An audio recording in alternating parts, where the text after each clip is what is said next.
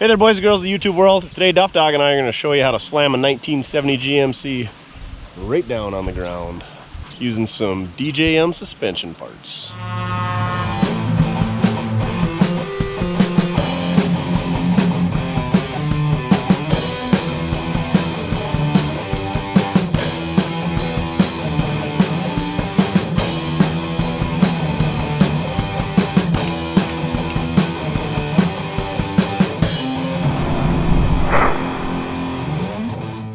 So you guys have seen this before. This is our 1970 GMC long box. We got it running in another episode.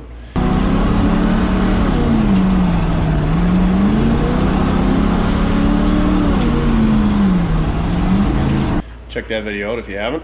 Anyway, this thing's a 1970 two-wheel drive long box 350 automatic.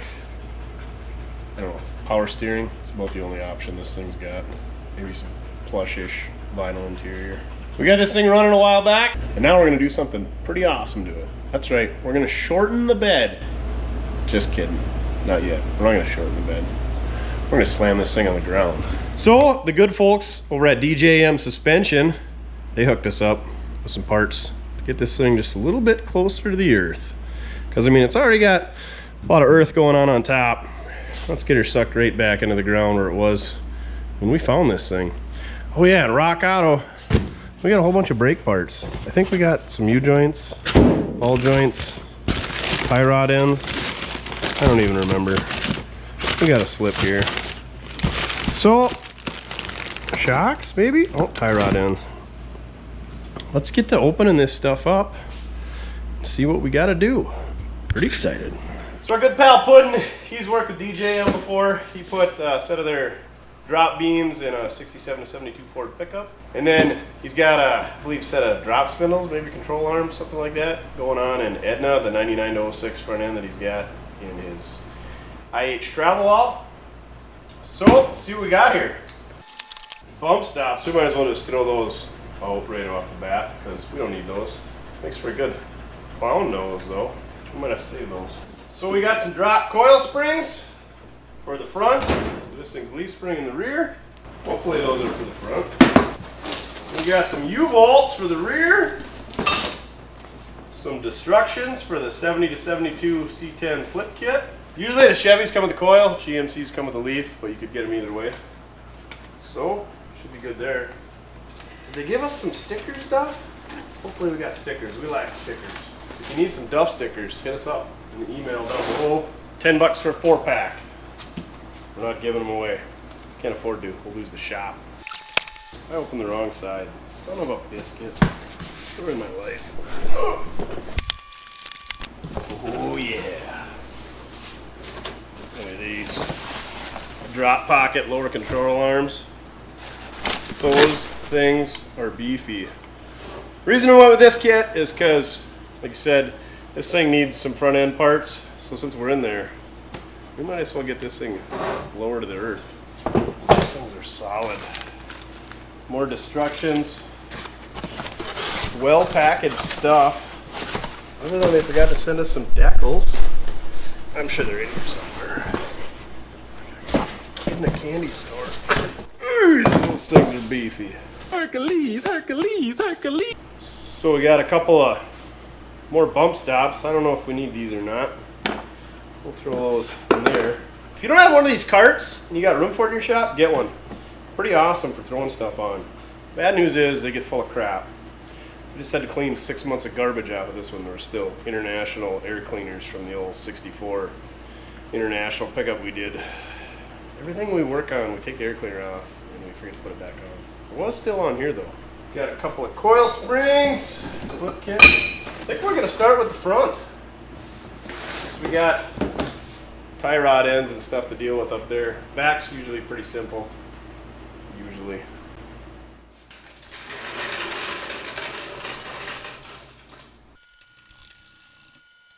So we measured all 4 corners, and they're all right around that 30-inch range from center of the wheel well to the floor.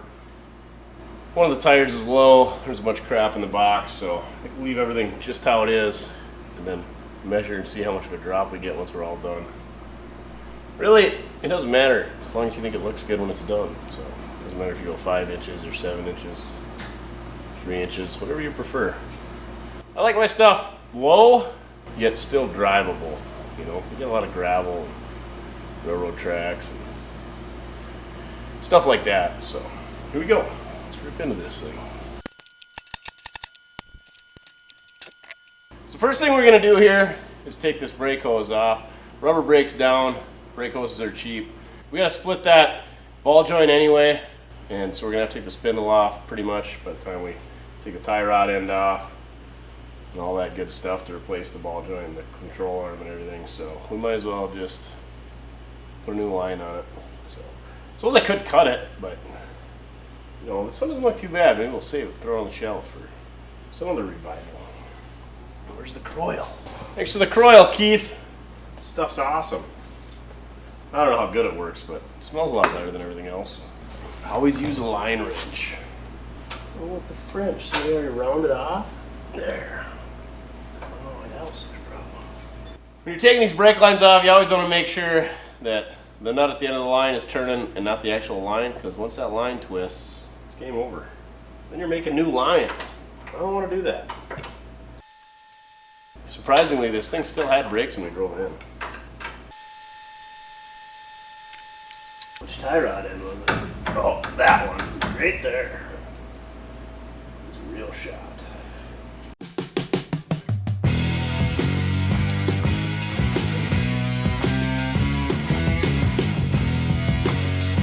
So before you split this top one, or either ball joint, you want to make sure you got some pressure from that jack so that this thing don't split and that spring shoots out. Whacks you in the teeth, and then you look like you're from South Dakota. I'm on meth.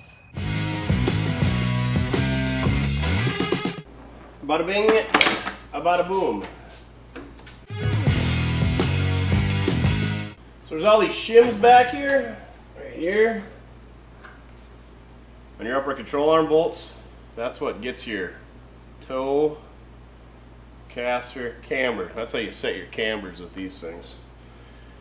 We're just going to set them off to the side, because when we get it aligned, because after replacing all these parts you're going to want to get it aligned, they'll just put different ones in, so we'll just start from scratch, or you could leave all these in there.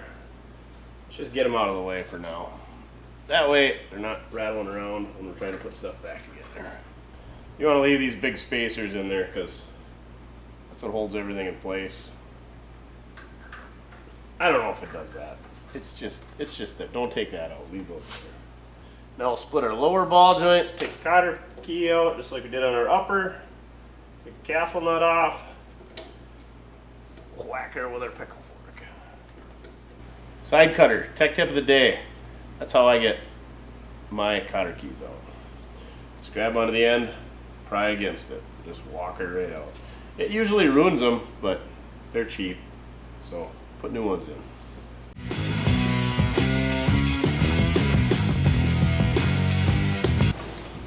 Easy peasy, lemon squeezy. This thing's pretty much ready to go back on, other than sticking a new brake hose on it. So we'll set this off to the side. I'm not sure if I ordered any shocks. I'm sure these ones are just fine. Oh yeah, real good. When they collapse like that and don't expand back out, that's when they're perfect for a lowrider. So now we're gonna let the jack down real slow, and then we'll get this spring out of here, and then we got a couple of bolts holding the lower control arm in, and this thing's all blasted apart in like 15 minutes. Not even. That was quick. There's your stock sagged out spring. Just go ahead and throw that in the trash. Now there's a couple U-bolts under here that kind of hold the lower control arm up into place, so I'm going to go underneath, buzz those off. We'll be done with disassembly on this side, other than the tie rod end stuff. Probably pop that off while I'm under there. Because I think I bought inner and outer tie rod ends because they're so cheap. Maybe I'm lying. I don't know. We should look.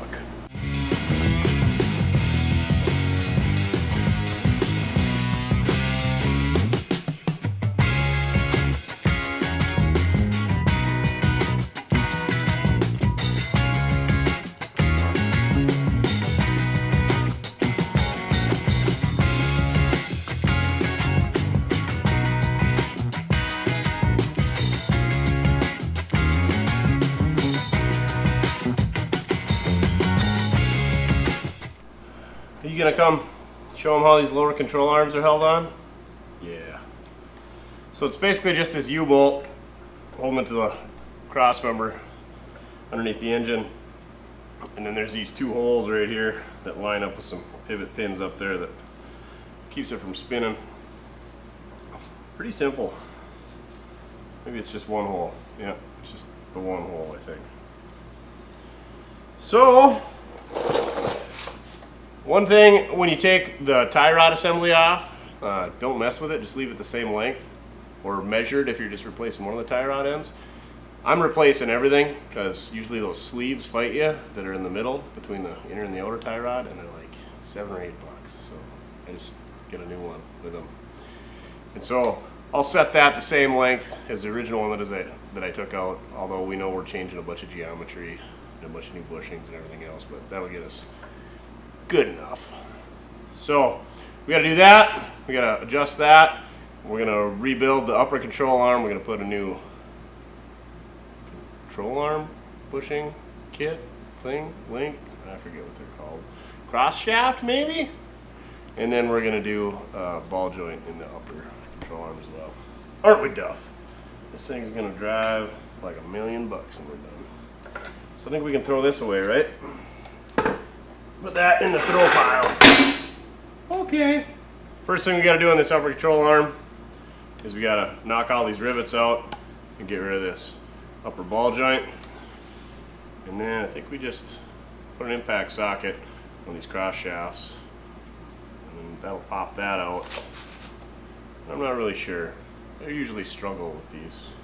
I think they can go in backwards. So keep an eye. Looks like this side's kind of squared and this side's kind of rounded. Make sure you put it in the right way, because 50-50-90 rule says if you got 50-50 odds, put it in the right way or wrong way, you're gonna put it in the wrong way 90% of the time. Right, Duff? Okay. I'm gonna do some grinding. What are you gonna do? Just lay around, look cool? We could use a Milwaukee battery sponsor too. We're always short of those.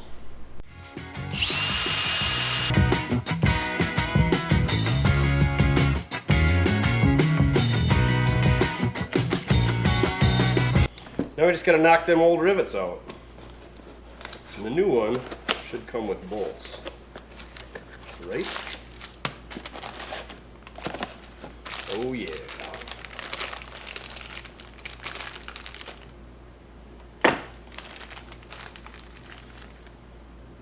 Save that cotter key. So that's how you can tell if these ball joints have ever been replaced, if they've got rivets holding them in, or if they're bolted in. It's typical on a lot of stuff. Cars, pickups, Ford, GM, Chrysler, International, what have you. You can knock these out with a hammer, but I like using the air hammer. There you have it.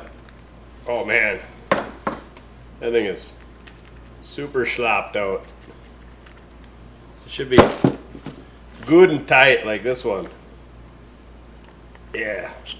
So I think before we put this new one in, we are going to do this cross shaft, just so that thing's not getting banged around in the way. All we gotta do is tighten up 4 bolts putting that in. That's easy peasy stuff. Lemon squeezy. I'm gonna go look for a great big wrench for that. Maybe there isn't a wrong or a right way to put these in. Probably not. If there's a way to screw it up, we'll do it though. So those caps just screw onto there, and then they kind of seat into that. It's not really a bushing. Well, it's kind of a bushing. It's welded in or formed as part of the upper control arm. Let's leave those matched up just in case. It's like the old 1 3/8 is the lucky number today. Ah, she's got a little petrified grease in her. I suppose this side will spin now.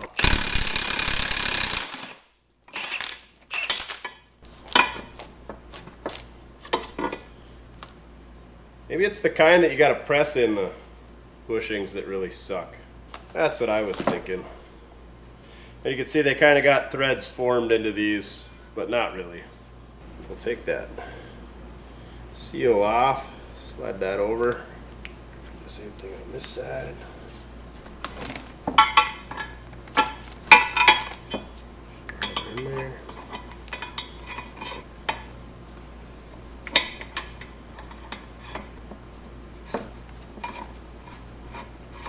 Make sure they're both kind of started into that bushing, and it's kind of sitting at the angle you want. It's going to be able to turn when you're done. So, actually, let's have her a little bit. Now just peel them rubbers up over the end of the beater. Good to go.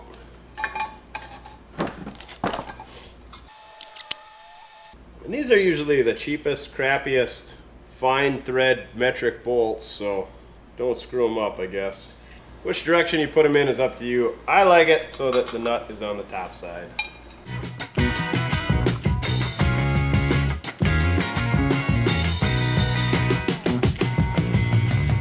You know, if you were doing a 39-point restoration, you would strip this all down and paint it, but we don't do that here. That bump stop, she's a little chewy.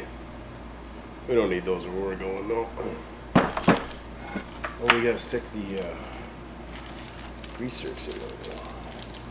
That'll finish the upper control arm rebuild. Okay, now what? That was easy. So the one with the grease zerk was the outer? Oh yeah, because that's the one that's, when they move super easy by hand, they're shot. Like here's the other inside one. That one's got a little bit of resistance in it yet. So this is your inner, outer. This is that connecting sleeve I was talking about. Usually get all rusty and fight you. Here's our new assy. And one of these is left hand, and one is right hand. So if you turn it the right way, the whole assembly gets shorter. But I am clearly turning it the wrong way. That's what we show. Oh, son of a biscuit. That's what we show you how to do here. Things the wrong way. How about that? Good enough for the girls I go with. So all we got to do is get that slit up in there, kind of facing the right direction. Tighten these so that that adjustment can't come loose. And then put her all together. This one comes with a condom too. All about protection these days. You can never be too safe. Cripes. Well, like an hour in, we're ready to put it back together. That's when things probably get ugly. We haven't even looked at the destructions once yet. It's kind of scary. Oh my gosh, are these beefy. Since this has got the shock mount on the back side, the other one's got it on the front side, this one's going to be our passenger side bracketry. There's our holes to line up.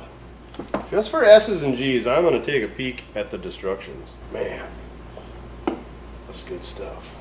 So we looked at the destructions. First thing you noticed, comes with decals, red, white, and blue, America, and they're nice and small, so they're not super obnoxious. The only thing that I noticed in here, well, I guess they do give you part numbers for the new shocks required, and ball joints if you've got to have them replaced, so that's handy. And then they want us to put the grease zerks in and check to make sure that they take grease before we install it. That seems like a pretty flippin' good idea. Man, that is a lot of weld on there. They don't want those things going anywhere. I don't know where that goes. Looks like that's a non-greasable. So we're good to go there. Slide this bad mamma jamma in there. It says just line up the pivot hole bushings things with the U-bolts in, just like the stock one was. Should be pretty easy. Let's see how we can screw it up. So that hole, you gotta line up with that hole. Just that easy.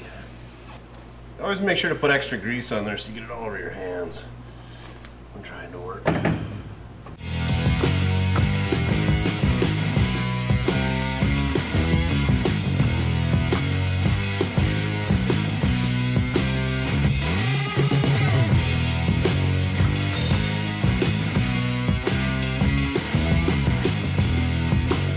That didn't go so bad. We just slide our upper control arm on in the strategically placed direction that we rotated the shaft. Changed my mind, we're going to put these bushings back in there. If I remember how they all went. Good enough for who it's for, right? That's what I say. If all else fails, the alignment guy's got either a good start or they got a bunch of spare ones to use now. You don't want to get these too awful tight because the alignment guys really hate it when you do that. Ask me how I know.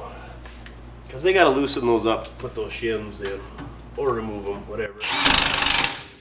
Alright. Man, are we ready to put a spindle back on? Should we put a brake hose on first? Yeah, why not? And the new one didn't come with one, so we're just going to reuse it. And hope that it's fine. That's no good. I guess that's why they're $3 brake hose. I mean, what do you get for $3 anymore? Can you even get a gallon of gas for $3 anymore? I don't know. Well, at the rate this thing is fitting and threading in, we're going to be using the old one again. Well, looks like it's the same thread pitch. Duff, do you come to inspect? Why doesn't that go in there? I mean, it goes in there, but it doesn't start threading. Am I doing it wrong? Should I cross thread it? Well, there it went. That was dumb. Is that the right thread? On that end? Looks like it. Oh, we forgot to put one of the shims in. Whoops. That's what you came to tell me. That I forgot that shim? Inspector Duff. If we get this on there, and we put the spring in there, hook up all the control arms. I know, you want to get petted, but we got work to do or we're going to lose the shop. Then you're going to have nowhere to sleep. You're going to be back in the van down by the river. When you're living in a van down by the river.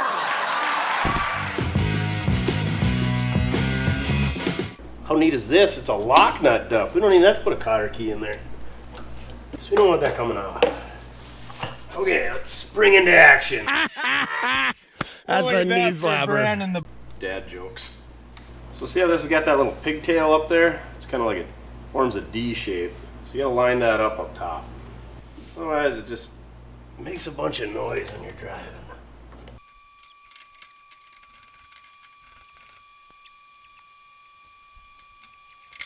She's gonna be low. To the window! To the wall.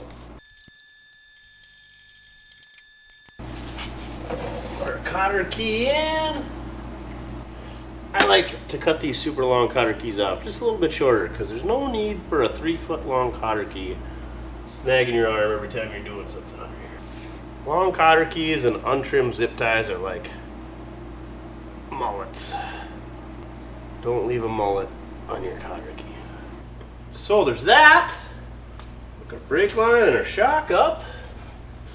I don't know why we're even going through the effort of hooking this shock up because it's really not going to do much.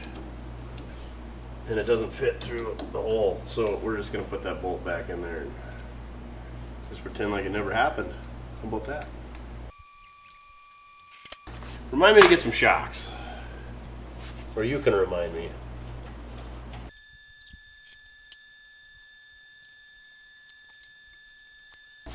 Alright, tie rod end, we're wrapped up over here until we get shocks, huh?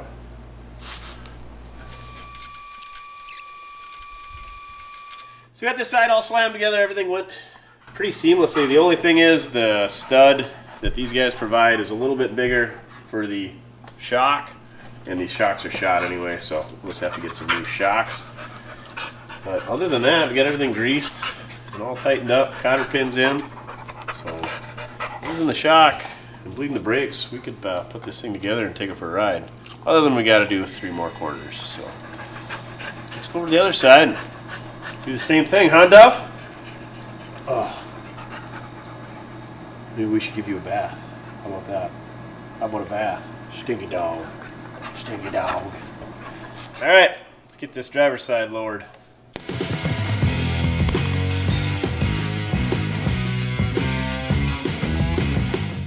I bet when we push this collapsed, it doesn't extend again. Sure enough. If that's not shocking news, I don't know what is. Dad jokes.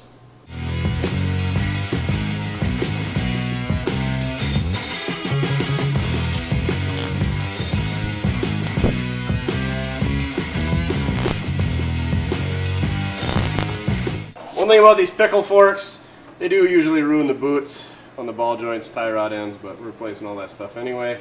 If you're in a pinch, you can just smack on the spindle. Don't hit the tie rod end or the ball joint. Hit the spindle. That'll usually knock it off there, but then you wang her up your spindle. Nobody wants a wanged up spindle. Not on a hot rod like this.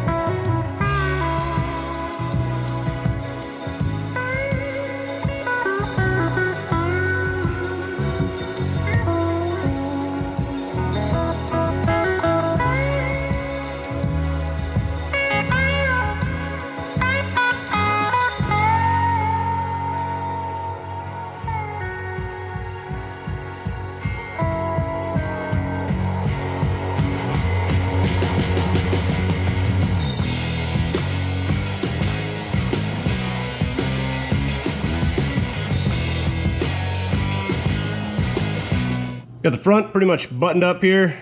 Got everything greased. Only thing we gotta do, leave the brakes and get our new shocks coming. Get those installed. Because those ones are no bueno, right, Duff? And then we'll go on to the back. So in the rear, the differential sits underneath the leaf springs. So this is a flip kit. We're gonna put it on top of the leaf springs. So what they're saying to do is take the bolts out of both spring eyelets, drop it down, unbolt the rear end, set it on top of the leaf springs. Using this here saddle bracket, I'd call it. That offset hole is supposed to set to the front so that it moves the axle back. And this clamps here on the top. Gives us some new U-bolts and spring plates. And then we take the old bump stops off and we put these little flat pancake styles in there. So pretty straightforward. The only thing is getting them eyelet bolts out of the springs is sometimes not fun, both because of accessibility and they get rusted into the bushings. Just not a lot of fun. I know on chins when we did it, I think we just split one end, but I don't know. We'll check it out. See what happens. Maybe we can just take the fronts out and weasel her down there. But we also got to take the drive shaft out, take the shocks off, and the brake line, which we got a new brake hose, and we need to put a new U-joint in. Anyway, thanks for reminding me, Duff Dog. All right, let's get after it. Hey, if anybody's got any, what are these, 9-inch GMC hubcaps they're willing to part with, preferably a full matching set, hit us up. These bow tie ones look good, but they kind of irritate me.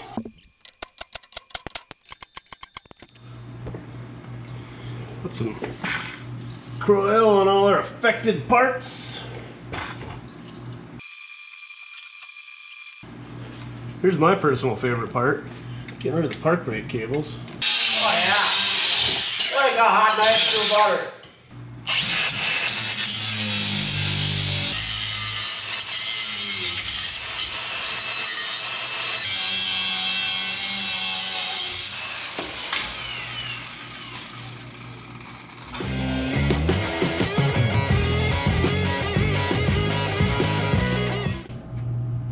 Oh boy.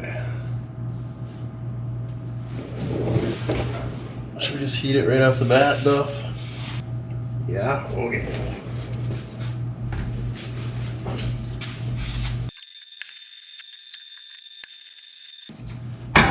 There we go.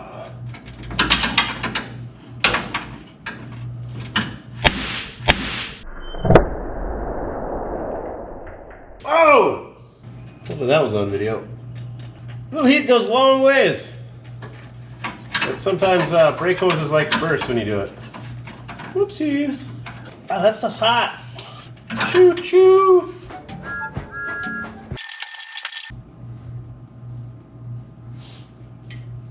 Alright. So I bet the nut will come off, and then we won't be able to get the bolt out. That's usually how these go. Sure enough, that come right out. Is the bolt gonna turn though? Survey says. Survey said. This thing is glorious. The other side gonna go just as swimmingly? I'm sure not. 2 for 2, we're gonna bat 1,000 today? Not likely. I'll just leave those in there for now. Really, all we got left is the drive shaft and U-bolts.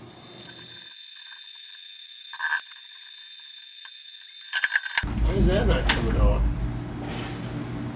Stuck on the slider? So right up here at the hanger bearing, there's what I call a slider, slip yoke I suppose they'd call it. And it's not slipping right there, so when we get this apart, we're gonna need to address that because this drive shaft length is gonna adjust a little bit as we go up higher and we lower it. So I think it just hasn't been greased in forever, kind of like the rest of this pickup. But for now, let's get these U-bolts off.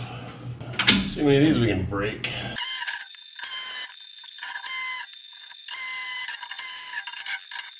Tap, tap, tap-a-roo.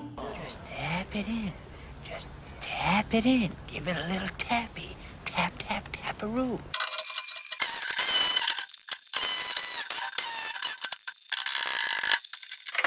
Got it.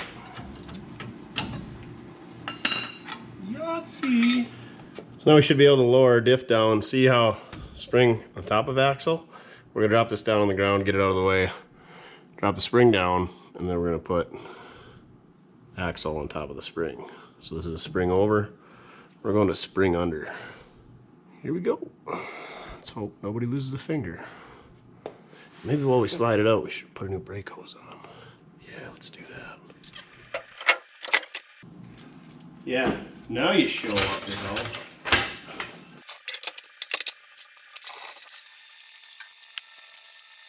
Not much saving that one. Again, if we were doing a 17-point restoration, we'd probably bend up a new line. Or better yet, replace them both. But we're not.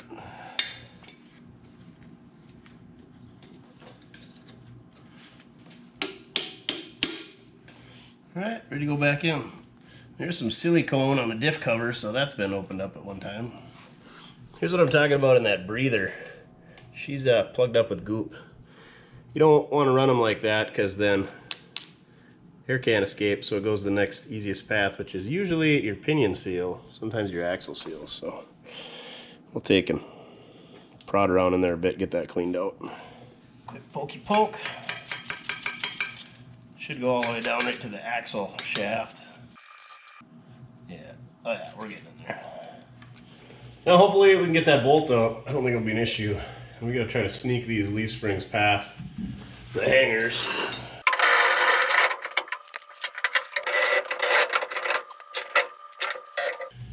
So now all we gotta do is slide the rear end ahead on top of those springs, get it up in the air, kind of station, and then we put those springs back up into place, put the bolts in, so that rear end really can't fall out anymore, right, Duff?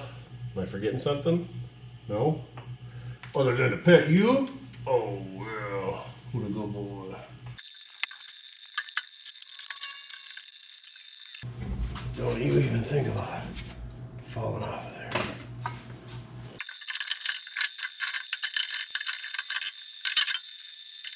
Now with those two shackle bolts in, this thing can't fall out at least, so.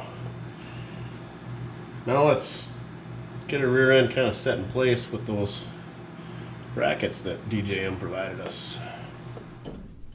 So we got our saddle in place, set on top of the leaf spring, axle set on top of that. Now we're going to slide our U-bolts in.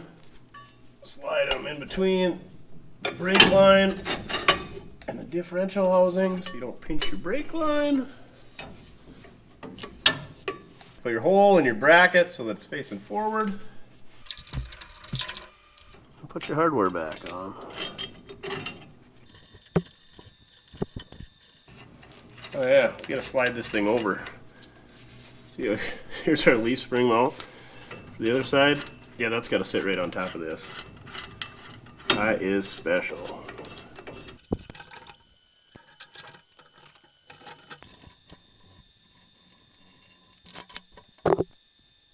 So last thing we got to do here is put this upper axle plate in place.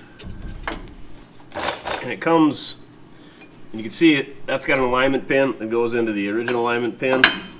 It also comes with a pair of 3.5 inch and 4 inch bolts.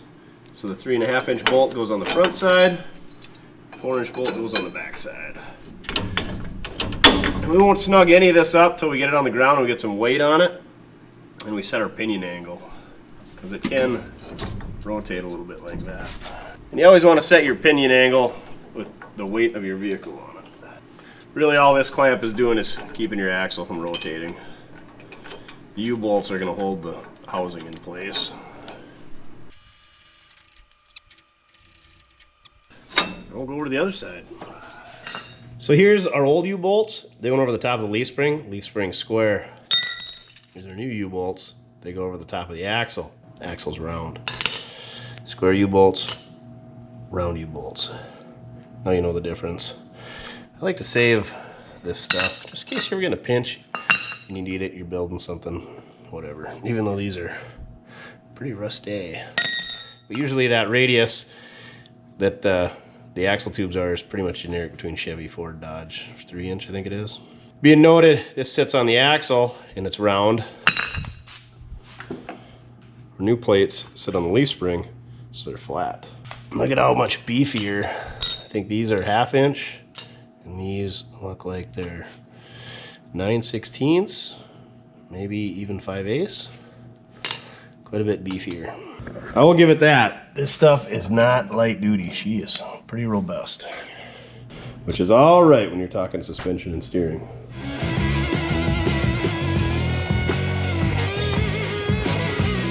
All right, we just got to snug everything up. I think I'm going to get it just kind of remotely snug, and then we'll get it on the ground, get some weight on it, and then we'll adjust that pinion angle, really clamp her down.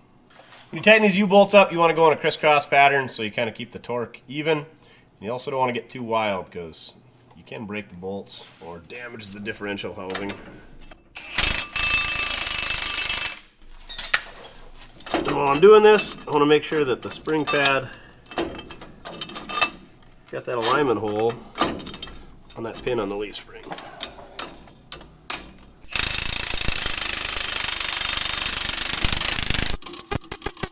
That way we can still turn that thing if we need to. Same thing here, make sure that alignment pin is lined up, snug it up a bit. Alright, go crank down the other side. Oh, we still gotta figure out the drive shaft and bleed the brakes. Look at it.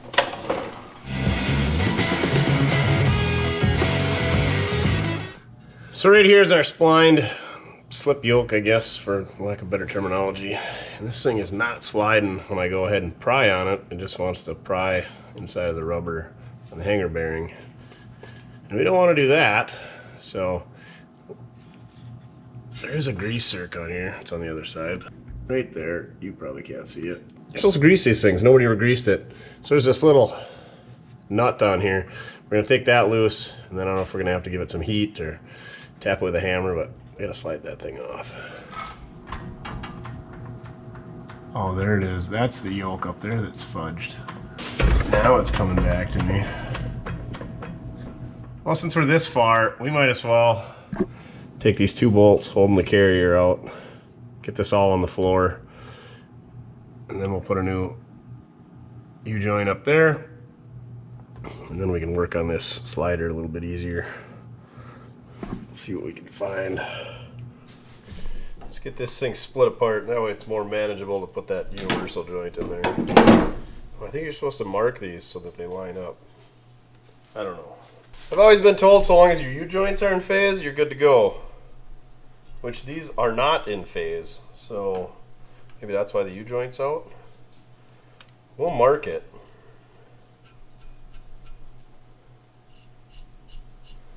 But I think we're gonna put the U-joints in phase when we put it back together. Frickin' rookies.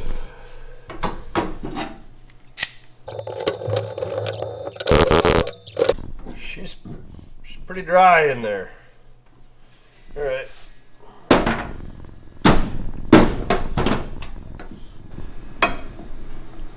Oh yeah, she's real chewy. Stick a new U-joint in there. Let's get the old one out first. Right, wrong, or indifferent, my method of bandness for replacing U-joints is I cut the crosses on the old one, take the air hammer, knock the cups out, and then take my die grinder with a flappy wheel in it, clean out the insides just a little bit, and then you let it cool down. You go have a sandwich. You let everything cool down because you don't want to put it together hot. It's going to get some grease hot, and the pins, needles, whatever you want to call them, fall out of the caps, and then you get angry. So I know some guys use presses, some guys use vices, ball joint press, whatever. This is what works for me.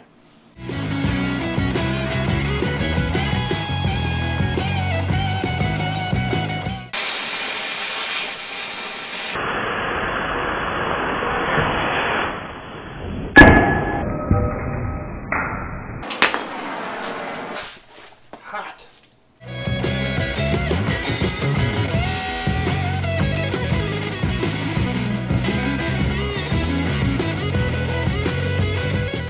Just hit them quick with this little flappy disc just to clean them out. You don't want to get too hog wild and ream them out so that your cups don't seat in there. Now you want to let them cool down. A few moments later. So after your union mandated sandwich break, go ahead and lube your holes up. You never want to stick it in dry. And then I think the Zerk faces forward. Usually you want to time it with the other ones, but we're not gonna, because we don't care. Sneak that through there. Put the cap on the right way. And you want to get that cross just started in the cap so that you don't lose all your needles.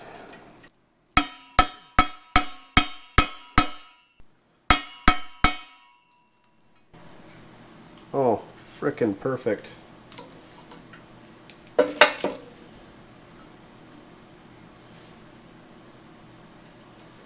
You don't want to lose all your needles like I just did. This is a fun game. Put the needles back in place. You should try it sometime. It's like 52 card pickup.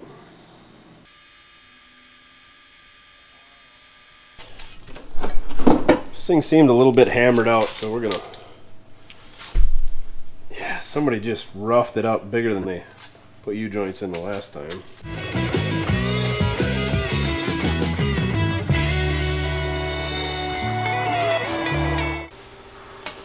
Well, we fixed their screw up. We're gonna lube them up. It's gonna go past the snap ring area so that way it's gonna be more fully engaged into this side. And then once we get this one tapped into place, we can set that snap ring. These little tiny pliers, this is a Channel Lock brand. They work frickin' awesome for putting these snap rings in. As I shoot this one across the shop floor. Looks like she's seated in there good. You always want to check, make sure it's moving freely throughout the process, because if it starts binding up, just hold up the show.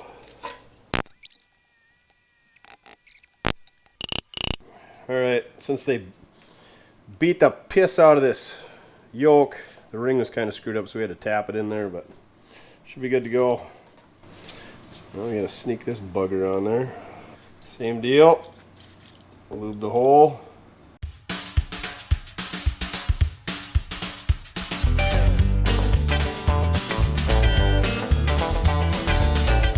There you go. New 369 U-joint installed. Oh, we gotta put the Zerk in. So we'll probably hit that with some grease. And then we'll grease up that slip yoke down there. Once we get it all together.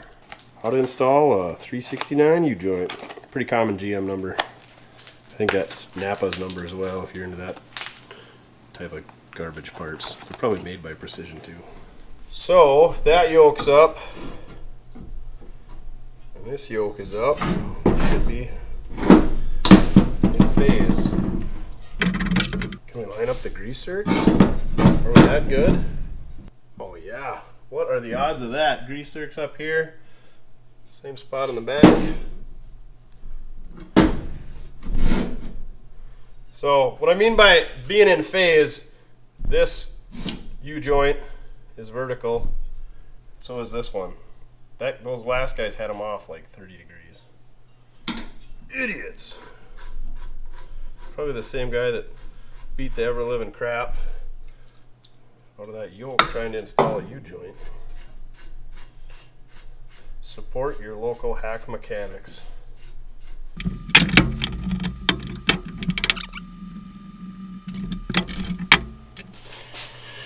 Alright, let's huck this beast back in place. Oh, we'll grease that rear one once it's in there.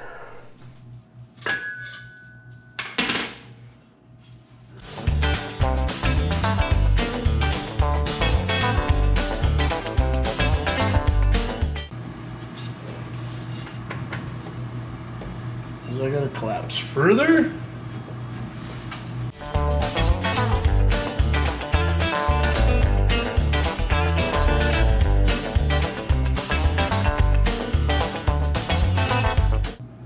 We had her maxed out.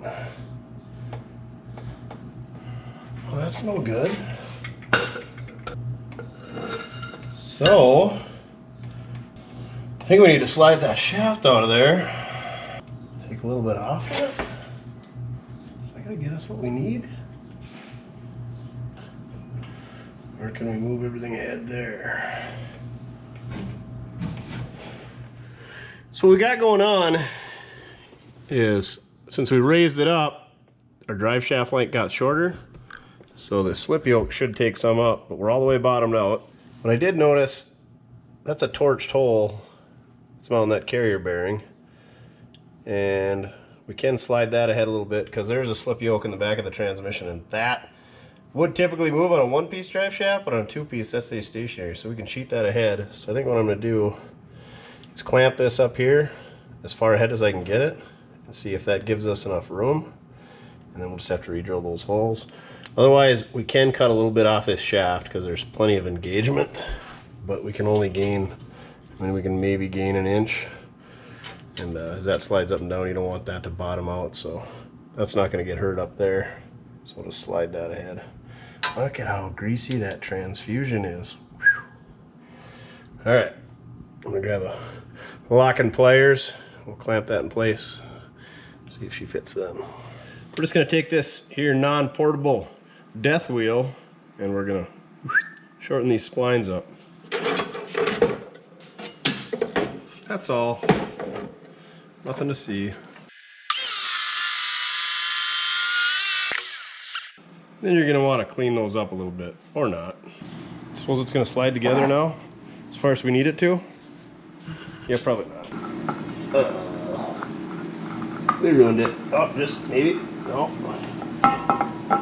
Of course there's no master spline. Now what? Once we get her started. Oh yeah, there we go.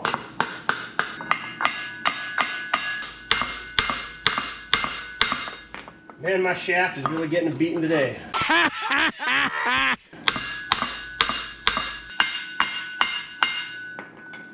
Now let's slide her in there. See what happens.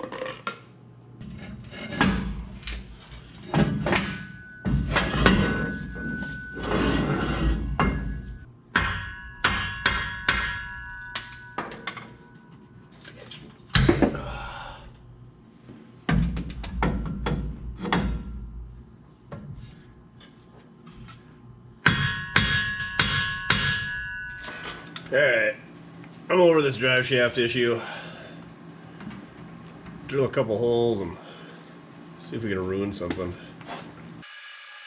Ooh, opinion angles. Horrible. So we got it at full droop. Let's measure our extended length for our shocks. Looks like we got 17 inches. Now let's jack it up and see what our retracted length will be.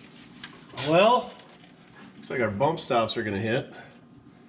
And we're hitting on that fancy tailpipe, so we should probably address that as well. Always something. You are not impressed with how this is going, Duff?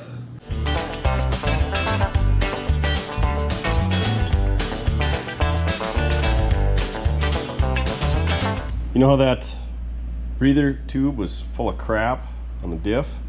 It's because it's supposed to have this little breather cap on there.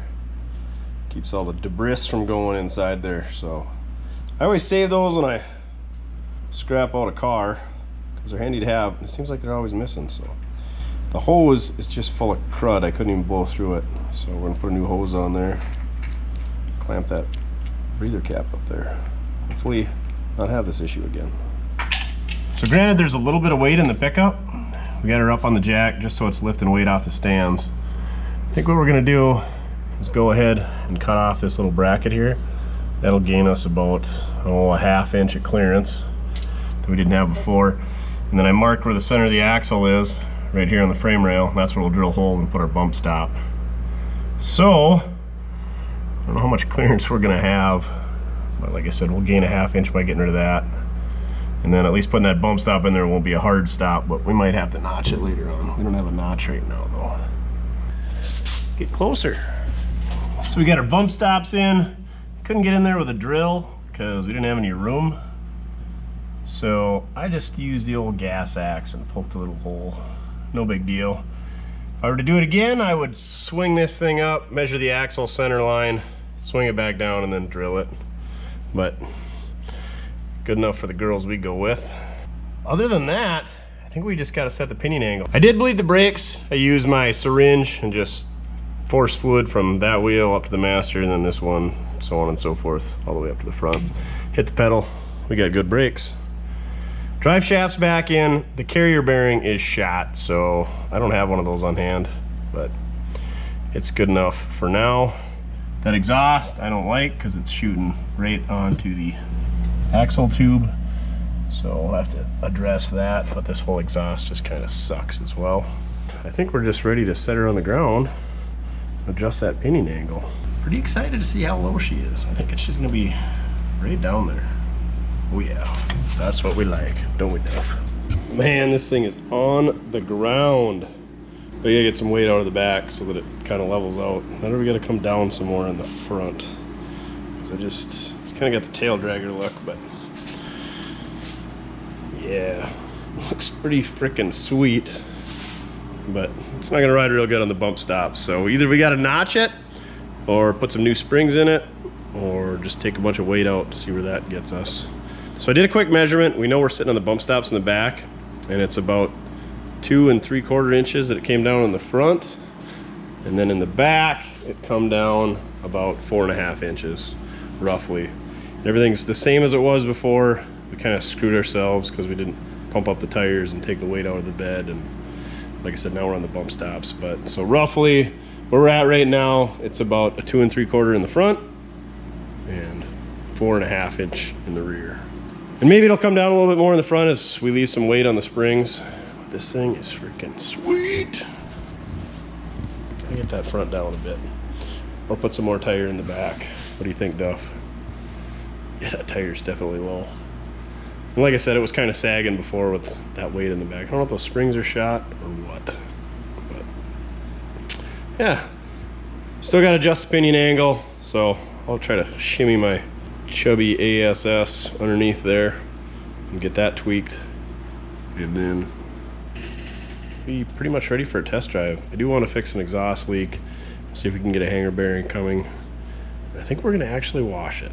Believe it or not, just for you, Puddin', we're going to wash it. So we got our pinion angle adjusted with our fancy digital protractor. There's a lot more budget-friendly tools you can do with this, but I did some fab work and needed one of these, so it's pretty nice. But you can just buy the little dangly, stringy $8 ones at Harbor Freight. What I usually do is go for like 5 to 7 degrees. I know you're supposed to have equal and opposite angles, so if the transmission is down 5 degrees, the The rear end should be up 5 degrees. Same thing. Tranny's down 7, rear end should be up 7. Either way, you want a little bit of angle in there so to not have vibration, and then it doesn't wear the U-joint in the same spot. You don't want it perfectly level. Or maybe you do. I just always been told you want a little bit of angle on it. That's why, like on a Ford 9-inch, it's offset. Or a GM, they're all offset so that you get a little angle on your U-joint, so it's not always running in the same spot. So like I said, I usually go for between 5 and 7 degrees, but even like 3 degrees would probably be all right. You don't want too much, because then your knuckle is going to be binding and it's going to be working that much harder. Anyway, got everything tightened down. I think we're pretty much ready to run her out of the shop.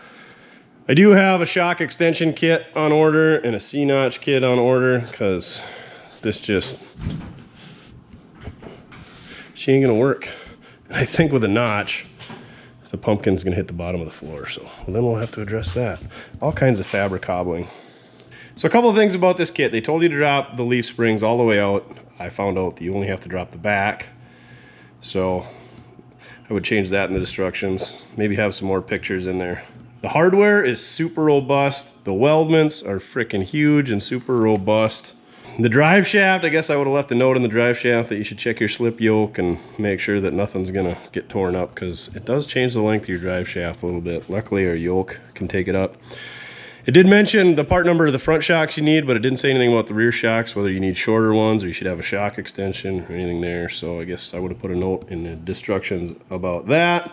I wish I would have put the rear end on the leaf springs, raised it up, marked the center line, dropped it back down, and then drilled those holes for those bump stops instead of smoking them with the gas axe. That would have been a little bit nicer, but turns out you need a C-notch anyway. That's the other thing. They should have mentioned you need a C-notch, because there's no way you'd get away without a C-notch on here. And maybe it's just my sagged out springs.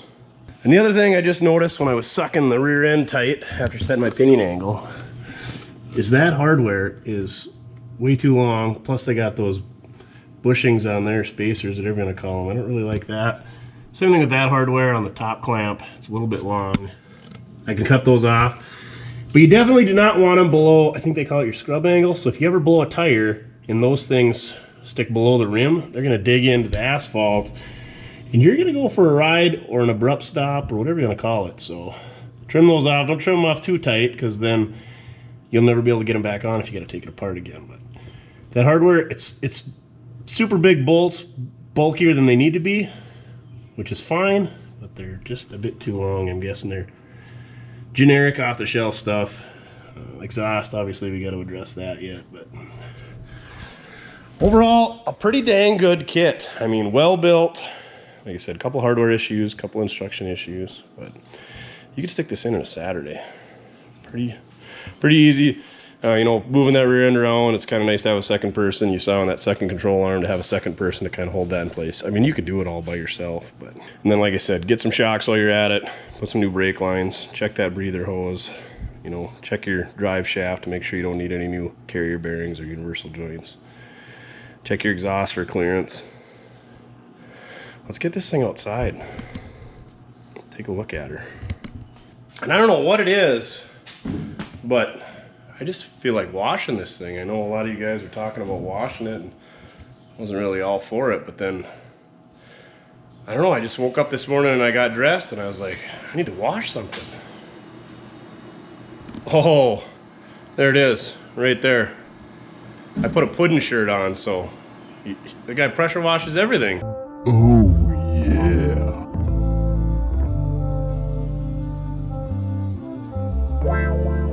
Rubbing off on anybody that wears his apparel. So be forewarned, if you bought one of his shirts that he just announced, you're probably gonna have to buy a pressure washer if you don't have one, and if you do, you're gonna be going up and down the street knocking on people's doors asking if you can pressure wash off their Datsuns, their kids' bikes, the wheels on their Chevy Avalanches, whatever.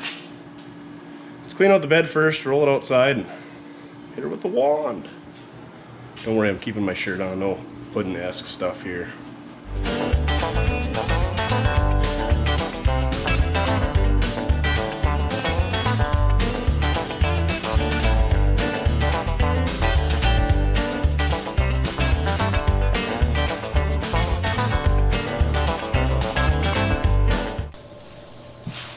See how it drives? Just kidding, we're gonna wash it first. You wanna ride outside though? Sure. Oh, we gotta lube up them door hinges. Probably hit them with a torch. Give them some heat. They like to get sticky in these pickups.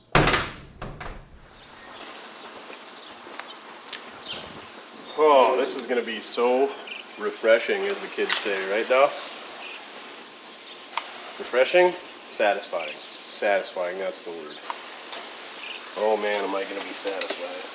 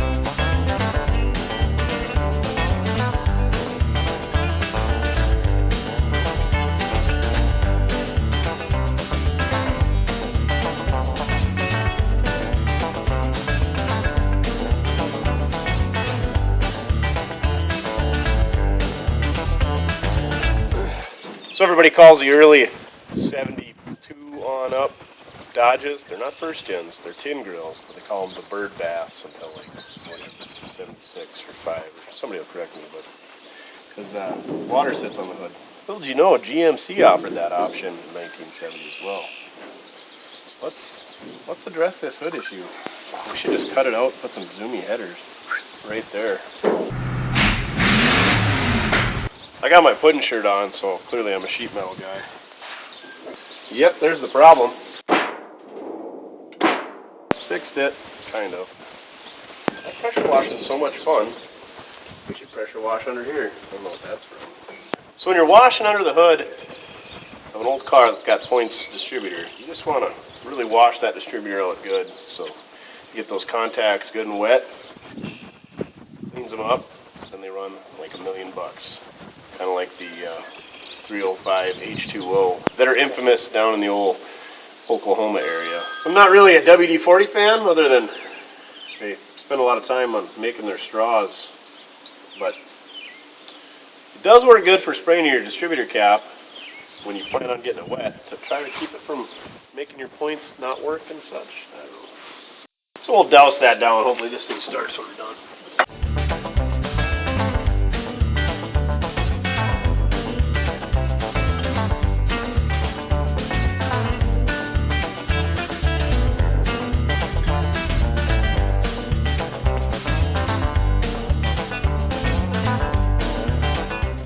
Since this thing wouldn't start, we just skidded her on in here. Hopefully points dry out. That's all it was. That's why I really don't like pressure washing engines, but this thing was kind of a dirt ball. That transmission is terrible, and I kind of got poked around down there. Yep, it didn't do much. Still a dirt ball. But since I didn't get it running, it's not hot. Let's replace that donut in the exhaust gasket, because you can see that heat riser, or hear it, she's loose. Bad exhaust leak. So let's fix that. We could maybe even change oil in this thing. Boy, wouldn't that be something. Changing oil on something around here.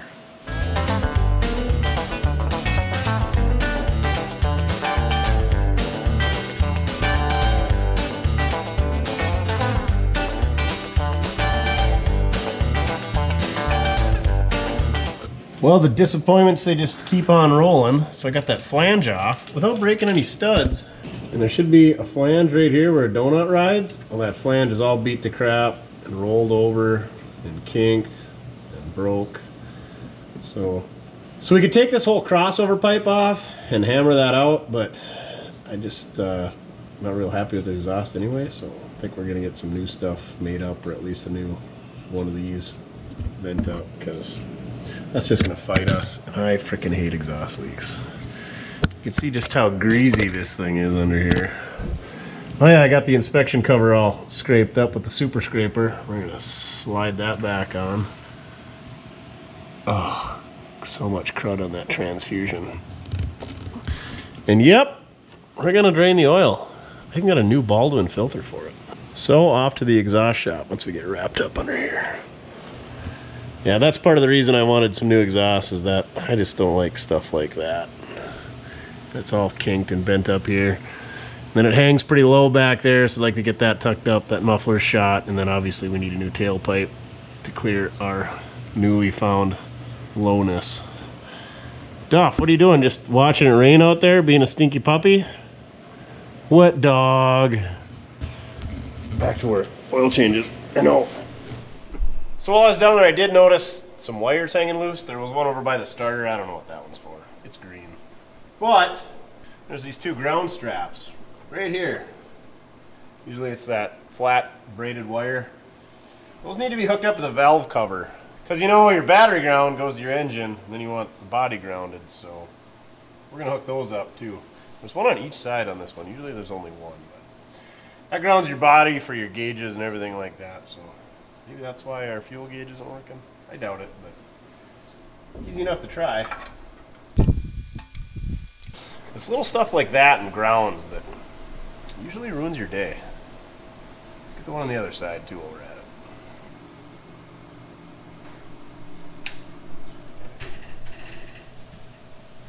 There. Engine grounded. Well, hopefully this thing will fire up after drying off for a couple hours. So I noticed this door when I opened it up. Water's sloshing around in there. Is there clean out vents in the bottom of that? Oh, you just want to go for a ride. Oh, there we go. I've never had a door fill up with water. I've never had one of those vents plugged.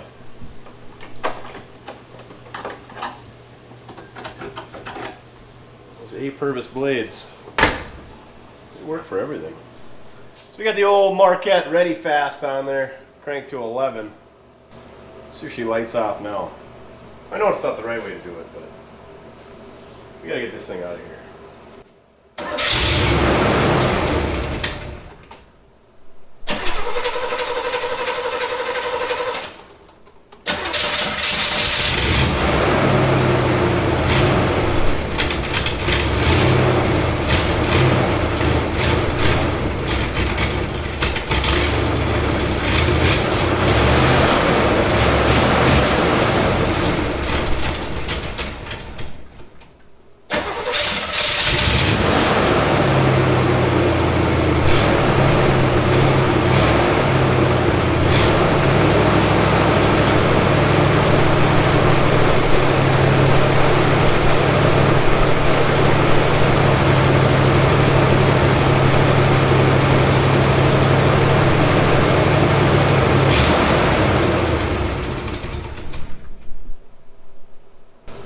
Just needed a little boost. Oh, perfect fill. Should probably put a new belt on there too. Suppose we got one of those on hand. There's why I kind of wanted to address this fan belt. Power steering belt looks quite a bit better, but that one had to come off first. And there's so much grime on that power steering pump that I had to scrape away at that thing for 10 minutes just to get it loose. GM could have done a little bit better design on their power steering pumps. They're all freaking different for how they adjust them, but got it loose, got both belts off, and I don't have the right belts. So I'm just gonna stick them back on for now. That way we can run it around. Be strong little belt. Oh, she's ripe. South Dakota style, just missing a few cogs. What do you think, Duff? Will it run long enough to get her to the exhaust shop? I think so. Well, Duff, what do you say? Should we see how this thing rides? No? Go for a ride? Let's go. You don't think it'll start or what? Alright. Starts way better now.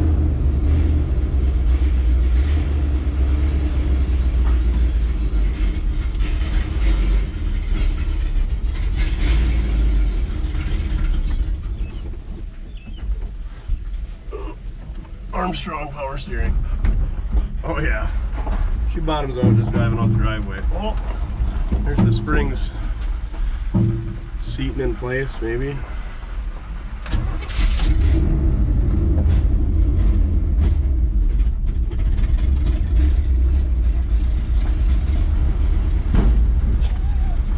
Either needs to come up or needs a notch.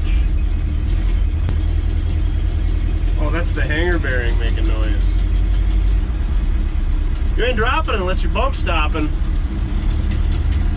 You can kind of drive straightish for the terrible alignment we did. What's this?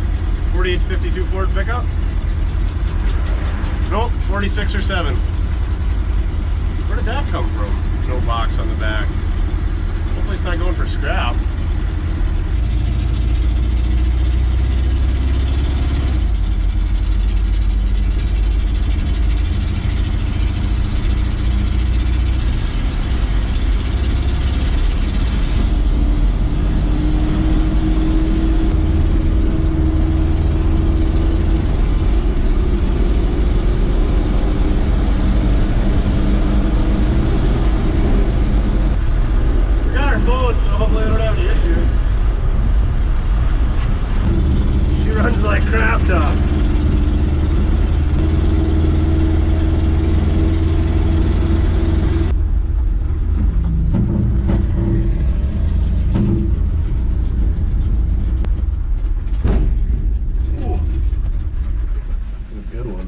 Don't be a wank.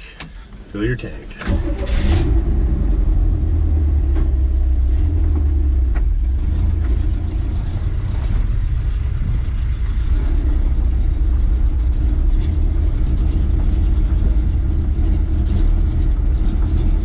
The timing that far off?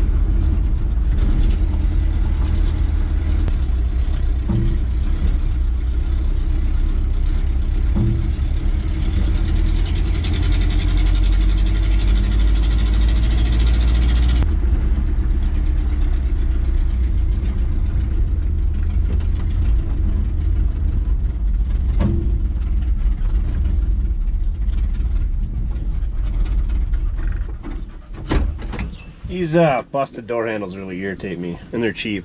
And usually when they're good and I strip something out, I save them. You get a little Jesus clip that holds them on. They call them that because as soon as you push on them, they go shooting across the shop floor and you say, Jesus! Here's a fancy tool for taking it off. It's about $4 at your local parts store. Just push that up in there. Shoot the spring off. There's your spring. Even saved that one. And then you just put the clip on beforehand, snap her in place at the proper angle so that it smacks your knee when you're driving around. There you go. Back in action. Man, we could do some cleaning on the inside of this thing, I suppose.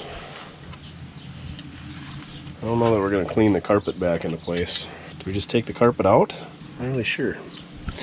But the seat and all the painted surfaces and the dash might clean up okay. Should have just hit that with the pressure washer. So I guess that pretty much wraps it up. Got this thing slammed down on the ground. Still got to put some shocks on it. Definitely got to do a notch. She rides real rough. But I mean, you ain't dropping unless you're bump stopping. Addressed a few other issues, but we still got to do the carrier bearing. We did get that universal joint replaced. Got some new brake hoses in there.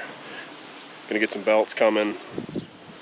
Definitely needs a tune-up. Got some exhaust coming down the line. I think I'm gonna order some tires. Stick with 235/75s. I kind of like the tall, skinny look on this thing. I was thinking some 275/60s, but the more I think about it, I'm just gonna go with some cheap $80 Hankook 235/75s. Yeah, maybe we'll get this thing driving a little bit better. But if you think you can't live without this thing, down below, check the description. I'll list the availability and a price, and also leave my email address in there. So if you think you need this thing, let me know. Cleaned up pretty good. Oh yeah, we got some pressure washing in there because everybody loves pressure washing. Just ask the pudding. And if you got a mirror for one of these things, oh, I need a taillight too, a crusty one, because we don't want a nice one. Maybe a tailgate band. So thanks for watching. Go check out the other video on this thing. Check out all my other videos. Click Click the like button if you watch it till the end. Remember, it doesn't matter how you get it done, as long as you're having fun. Dropping stuff on the ground is fun. I think we're gonna do that one next. We're gonna do it a little bit differently. Well, kind of. Cheaper. We're all about doing budget-friendly things. Not bad.